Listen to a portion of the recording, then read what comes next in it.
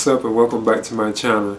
Now today I'm going to be giving a review for the monster film Monster Hunter. Now this is based on a video game series of the same name from Capcom. Now it's also directed by Paul W.S. Anderson, or you can just say Paul Anderson, and it stars Milla Jovovich. Now I am very familiar with the Monster Hunter video game series and came very close to actually picking up one, but I have never tried one. But I was very close to actually trying one, you know. But this film is actually based on that, you know, and it's about like these group of like, I guess you could say like soldiers or some kind of like type of military kind of thing.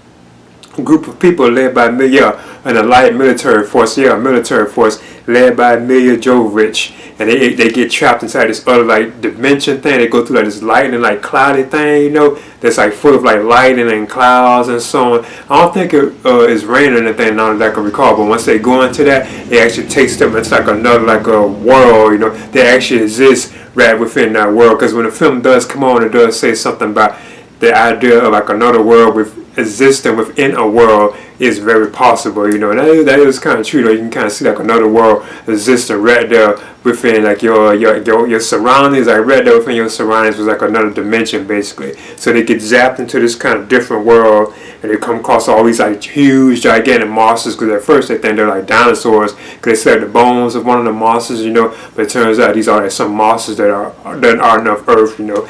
Now eventually this is spoiler territory.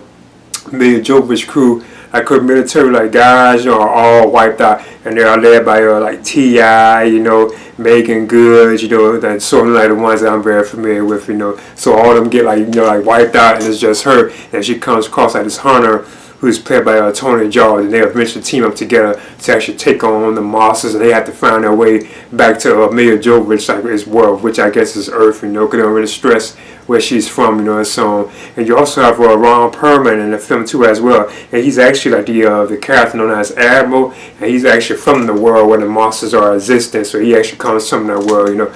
But I thought the film, and I expected it, you know, because I know Paul W.S. Anderson, he directed like the live action Mortal Kombat film, like Resident Evil, so on, like, you know, so he does make some pretty good like films, you know. So I kind of expected that I would enjoy it, you know, and I did enjoy it. I thought the action scenes are kind of it's still like a weird film, and it is like a video game adaptation, so that's probably why it was, you know. But I thought like the monsters themselves, they did look kind of cool, you know. They had like some giant monsters, you know.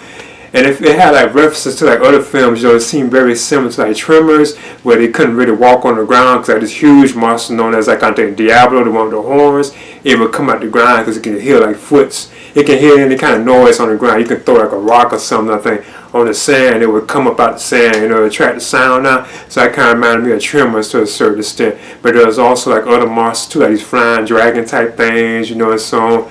And I thought it was a pretty good film. Milla Jovovich, she looks beautiful as always, you know. I always thought she was like a beautiful actress, you know, so it's cool seeing her again. Like, I am a fan of her films, you know. But anyway, I guess I don't know how true to the game it actually was, you know, because like a lot of these video game adaptations, they don't be like true to like the video game. They just had like a bunch of like stuff that they pull from the games, and sometimes they kind of follow the stories of the games, but they sometimes put their own like characters and their own like even creatures. Sometimes they'll make up for it. So I don't know how true it was to the actual video game, you know, which I am still thinking about playing, you know. But I thought it was a pretty solid film, you know. I really enjoyed it. Like the action, like the monsters. If you're looking for a big giant monster type film, I would definitely recommend it. If you're just a fan of like Milla Jovovich type films, because it does feel very similar to like the Resident Evil films, you know. It just ain't no zombies, just got these huge monsters. But yeah, I would recommend it for that crew, you know. So I'm giving Monster Hunter, I'm giving this a B-. And this side, they're also leaving this open for a sequel too, in that spoiler territory, you know, because you could tell the way it ended, like it's going to be more in this series, you know. But anyway, I'm giving this a B-. Please leave a comment and subscribe too as well.